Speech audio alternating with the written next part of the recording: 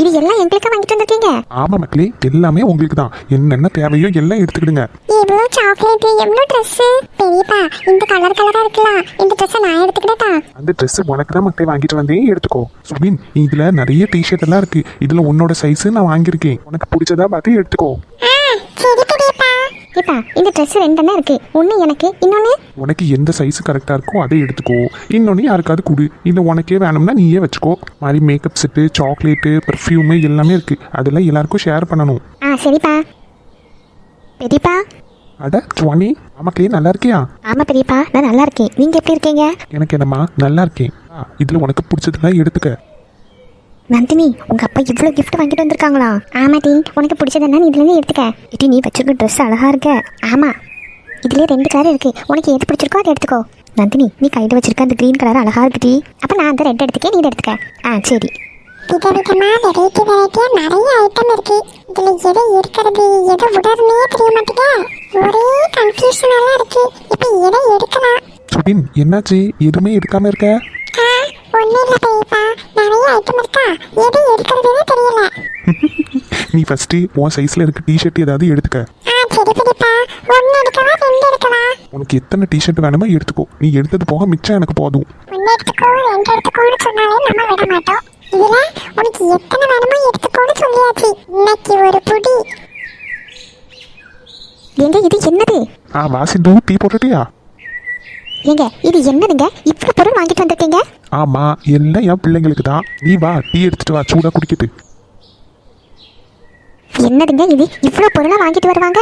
ஆமா, என் பிள்ளைங்களுக்கு நான் ஆசைப்பட்டு இவ்வளோ வாங்கிட்டு வந்திருக்கேன். எனக்கு 1 மகளா 2 மகளா இத்தனை பிள்ளைங்க இருக்காங்க, எல்லாருக்கும் வாங்கணும்ல. சரி, எல்லாம் உங்க பிள்ளைங்களுக்கு மட்டும் தான் வாங்கியிருக்கீங்களா? எனக்கு, என் தங்கச்சிங்களுக்கு எதுவுமே காணோம். என் பிள்ளைங்களுக்கு வாங்கினது மட்டும்தான் இதுல இருக்கு. உனக்கும் உன் தங்கச்சிக்கு உங்க அம்மாக்கு எல்லாருக்கும் வேற ஒரு பெட்டியில வச்சிருக்கேன். ஓ அப்படியா? நான் பிள்ளைங்களுக்கு மட்டும் தான் வாங்கிட்டு வந்தீங்களோன்னு நினைச்சேன். ஆமா, எங்களுக்குலாம் என்ன வாங்கிட்டு வந்திருக்கீங்க? உங்களுக்கு எல்லாம் என்ன? சேலை, தலையில போடக்கூடிய டை. எது டையா? உங்களுக்கு என்ன அந்த அளவுக்கு வயசாயிட்டுன்னு நினைக்கீங்க?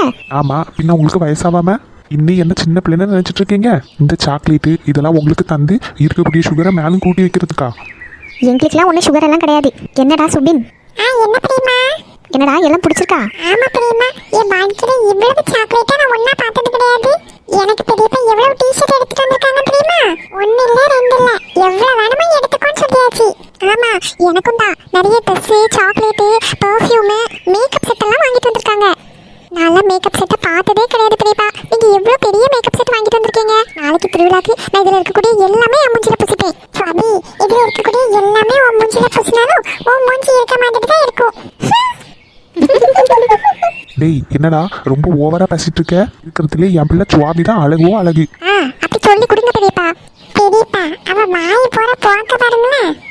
கரெக்ட் தான், அழகுதான்.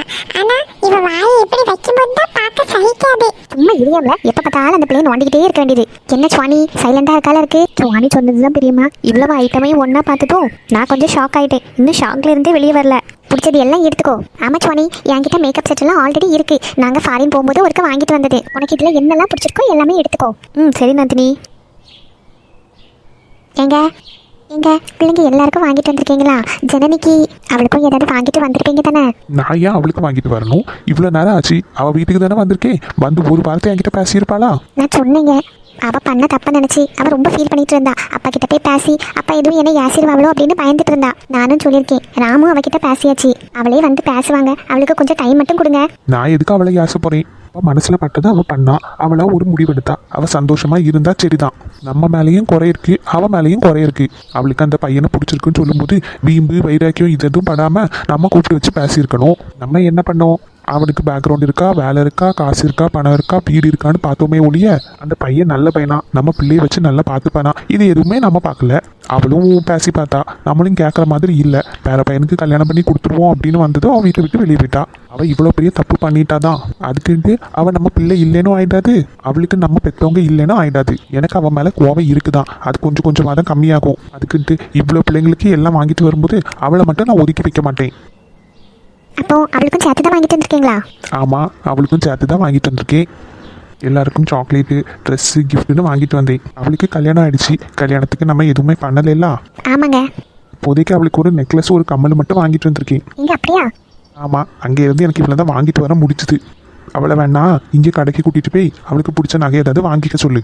சரிங்க, நானே அவளை கூட்டிட்டு போகணுன்னு நினைச்சிட்டு இருந்தேன். அவளுக்குள்ள நகையெல்லாம் அங்கே பேங்க் லோக்கரில் இருக்கு. அடுத்த வாட்டி பாம்பே போயிட்டு வரும்போது எல்லாத்தையும் எடுத்துட்டு வரேன். இப்போதைக்கு நான் அவளுக்கு ஒரு நெக்லஸும் ஒரு கம்மலும் வாங்கிட்டு வந்திருக்கேன். பேக்ல இருக்கு. உன் சேலையெல்லாம் இருக்குல்ல, அது கூட இருக்கு. அவள் வந்தது எடுத்து கொடு, சரியா? சரிங்க.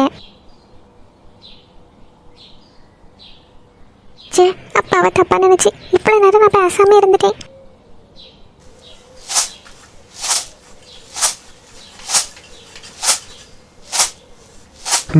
இங்கெல்லாம் தேடிட்டு இருக்கேன். இங்கே வந்து இருக்காவ.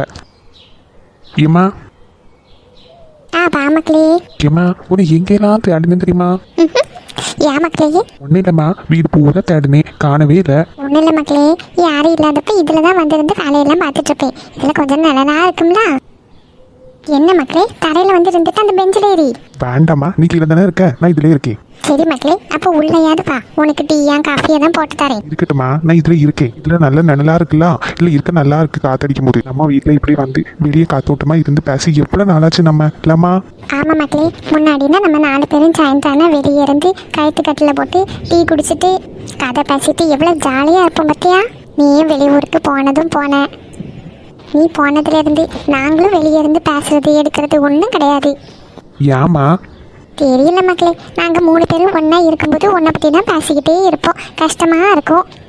நீ வந்ததுக்கு அப்புறமும் உனக்கு கல்யாணம் அது இதுன்னு இவ்வளோ நாள் நம்ம யாரும் வெளியே இருந்து இப்படி பேசுனதே கிடையாது முந்தி மாதிரி. ஆமாம்மா, திடீர்னு எனக்கு நம்ம வீட்டுக்கு வரணும் போலே இருந்துச்சு. அதான் பைக் எடுத்துட்டு அப்படியே வந்துட்டேன். அப்பா எங்கேம்மா? அவர் தோட்டத்தில் நிற்காரு மக்களே. அப்படியா? சாப்பிட்றதுக்கு வீட்டுக்கு வருவாங்களா? இல்லைம்மா, அவருக்கு தான் சாப்பாடுக்கு நான் அரிசியில் கல் எடுத்துட்டு இருக்கேன். நம்ம வீட்டில் இன்னைக்கு என்ன சமையல்மா? கீரை தான் இருந்துச்சு மக்களே. பருப்பு போட்டு கடையில் வச்சு அப்பளமும் பொரிச்சு வச்சிருக்கேன். சோறை வடிக்கலான்னு பார்த்தா சாப்பாட்டுக்கு அரிசி இல்லை. அதை இப்போ தான் எடுத்து அப்பாவுக்கு மட்டும் வடிக்கிறதுக்கு கொஞ்சம் கல்லை வறுக்கிட்டு இருக்கேன். ஏம்மா, இப்பவும் ரேஷன் அரிசி தான் வடிப்பியா? நான் உனக்கு தான் காசு அனுப்பி தரம்ல, நல்ல கூடுன அரிசியாக வாங்கி போட வேண்டியது தானே? வேண்டாம் மக்களே, எனக்கும் அப்பாவுக்கும் ரேஷன் அரிசி சாப்பிட்டே பழகிட்டு நாங்கள் 2 பேரும் இதே சாப்பிட்டதுனால பூ மாதிரி இதே சாப்பிட்டுப்பா. இப்போ நம்ம வீட்டுக்கு அங்கே வந்ததுக்கு அப்புறம் தான் இந்த பொன்னி அரிசியெல்லாம் வாங்கி வடிக்கிறது. அப்பாவுக்கு தோட்டத்துக்கு சாப்பாடு கொண்டு போகணுமா, அதை எனக்கும் சேர்த்து அப்படியே பண்ணிடலாமேன்னு அரிசியில் கல் பறிக்கிட்டு இருக்கேன். ஏம்மா, இன்னைக்கு நானும் உங்க கூட தோட்டத்துக்கு வரட்டாமா? ஏன் மக்களே திடீர்னு? ஒன்றும் இல்லைம்மா, ரொம்ப நாள் ஆச்சு நம்ம தோட்டத்துக்கு வந்து, அதனால தான். ஜனனி வீட்டில் தேட மாட்டாங்களா? வர நான் அந்த விஷயம் பற்றி சொல்ல மறந்துட்டேன். என்னாச்சு மக்களே? ஏம்மா, ஜனனிக்கு அப்பா ஊர்லேருந்து வந்திருக்காவ. அப்படியா? ஆமாம்மா, இப்போதான் ஒரு மணி நேரம் இருக்கும். மக்களே, அவங்க வந்துட்டு எதுவும் பிரச்சனை எதுவும் பண்ணல? ஏம்மா, பிரச்சனை பண்ணதுக்குன்னா அவங்க நேரம் நம்ம வீட்டுக்கா வருவாங்க? கோவம் இருக்குதாம்மா செய்யி. ஜனனிக்கிட்டே அவங்க ரொம்ப எல்லாம் பேசல. ஆனால் நேரம் டாக்ஸி பிடிச்சி நம்ம வீட்டுக்கு தானே வந்திருக்காவ. ஆமா. கோபமாகவே இருந்திருந்தா ராணியத்த வீட்டுக்கு இல்லைன்னா அவன் பாட்டி வீட்டுக்கு தான் போயிருக்கணும். நம்ம வீட்டுக்கு எதுக்கு வரணும்? ஆமா, அதுவும் கரெக்டு தான். அப்புறம் யாமல பேசல, வாங்கிட்டு பேசினாவளா?